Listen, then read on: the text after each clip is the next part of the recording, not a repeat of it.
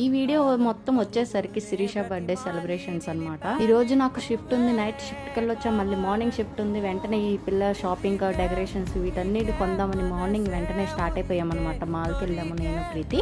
And మళ్ళీ మేము అమెజాన్లోనే order పెట్టాము, అవి కూడా వచ్చేసాయి.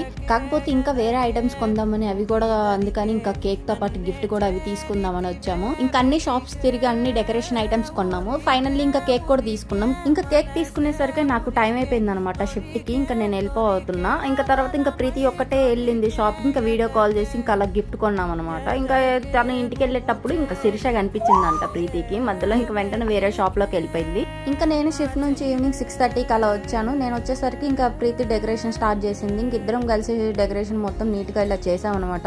భలే వచ్చింది.